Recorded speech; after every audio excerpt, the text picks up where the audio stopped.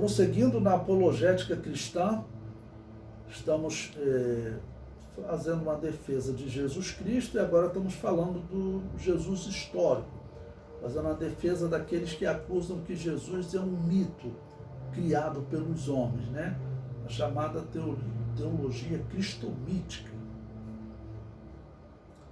Bom, agora vamos falar de testemunho romano, de historiadores romanos, que existem documentos que mostram que Jesus Cristo existiu, fazem citações de Jesus Cristo, ok? Então, o primeiro, eu coloco aí o historiador Cornélio Tácito. Tácito era romano, viveu entre 50 e 120 da era cristã, né, depois de Cristo, foi historiador e político. Então, ele, eu cito aí agora um trecho que ele escreveu falando, que cita os cristãos, né? Ele diz: mas nem todos os socorros humanos, nem as liberalidades do príncipe, nem as orações e sacrifícios aos deuses podiam diminuir o boato infamatório de que o incêndio não fora obra do acaso. Assim Nero, para desviar as suspeitas, procurou achar culpados e castigou com as penas mais horrorosas a certos homens que, já dantes odiados por seus crimes, o vulgo chamava cristãos. Então, olha, ele está contando, né, normalmente nos seus trabalhos para os imperadores ou para outros, né, ou para o Senado, ele está contando a vida de Nero, tá ok? Aqui, se ele viveu ali próximo do ano 120 da era cristã, são cerca de 60 anos, 50, 60 anos depois de Nero, tá ok? Vou colocar em número redondo, 50 anos depois de Nero. E ele está então relatando a perseguição que Nero fez aos cristãos, porque aquilo foi muito notório. Nero fez aquilo, não foi algo que durou um dia, aquilo durou vários anos, e ele fazia espetáculos de mortes com os cristãos. Diz a história que Nero, ele construiu um circo, tá bom? Ainda não era o Coliseu, alguns dizem que era o Coliseu, mas na época de Nero ainda não existia o Coliseu. Ele fez um circo onde ele tinha muito teatro, e uma das coisas que ele fazia nesse circo era queimar cristãos, tá bom? Era jogar cristãos aos leões, era, por exemplo, quando eles iam fazer teatro, tinha um teatro que era de uma divindade grega chamada Dirce, e na mitologia grega, aquela deusa foi punida e ela foi arrastada por um touro, né, até a morte. Eles faziam isso de forma real, faziam a encenação e depois pegavam uma irmã que estava presa lá, não, você vai participar de um trabalho, levava ela, amarrava no touro, tá ok? E ela não estava nem sabendo o que ia acontecer, tá bom? Não, você fica aí. E aí daqui a pouco, mas a apresentação, daqui a pouco o touro eles começam a enxotar o touro, e o touro começa a arrastar a irmã, e ficava arrastando a irmã naquela arena até ela morrer. Isso aí era feito como um espetáculo quase diário, ok? Então foi muito notório que ele diz que teve um momento que ele queria iluminar o seu jardim, ele mandou prender um monte de cristãos, trazer lá da cadeia, né, e botar fogo neles, para o fogo em muitas pessoas iria iluminar o seu jardim durante uma noite. Então aquilo era muito notório. Então acaba que os romanos, quando vão contar a história da perseguição aos cristãos, eles estão se tornando um testemunho, né, da existência do cristianismo e de Jesus, tá ok? Então ele disse, parei nesse ponto aqui, do vulgo chamado cristãos. Ele está dizendo que Nero colocou a culpa nos cristãos. Aí prossegue. O autor desse seu nome foi Cristo.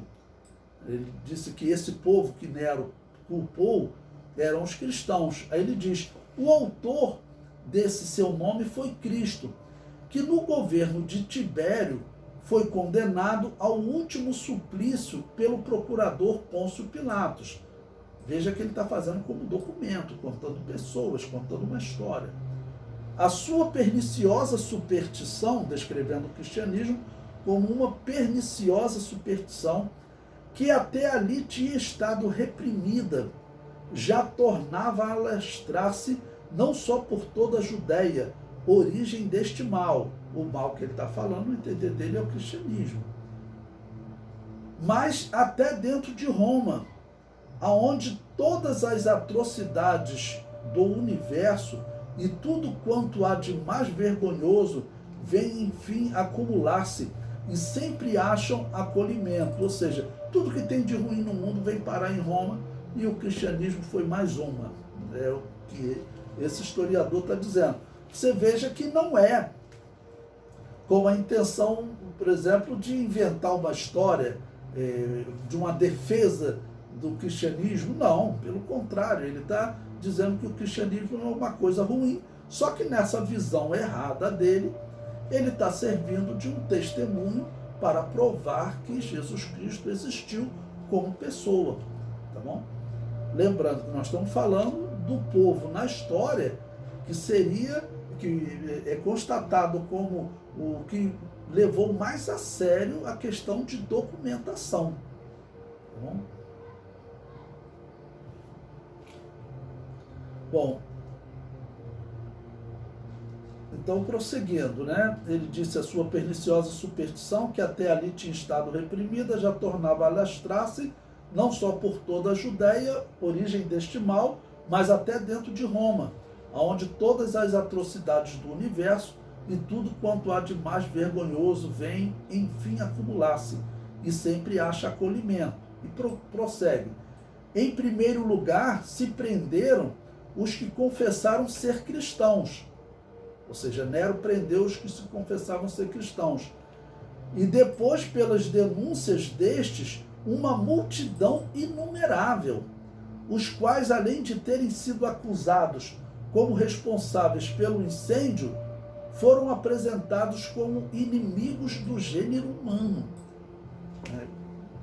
A mentira de Nero, depois diz que os historiadores chegaram à conclusão que realmente era mentira, ok?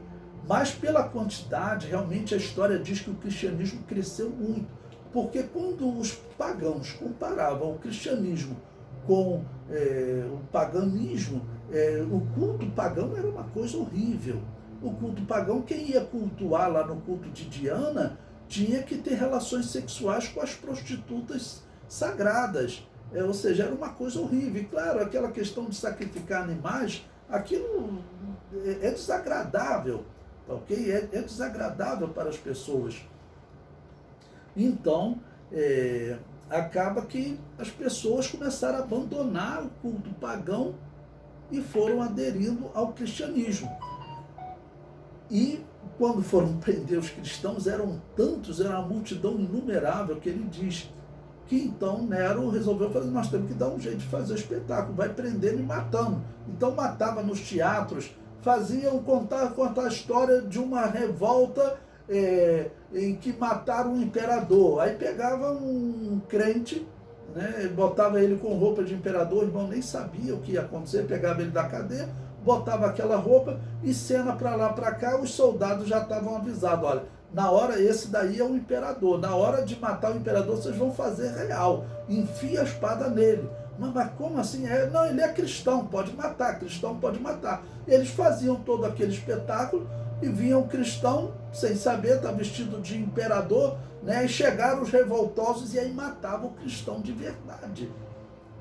Ok? Ou seja, então isso foi muito notório, e acaba que o fato dele contar essas histórias, ele está servindo de testemunho, né?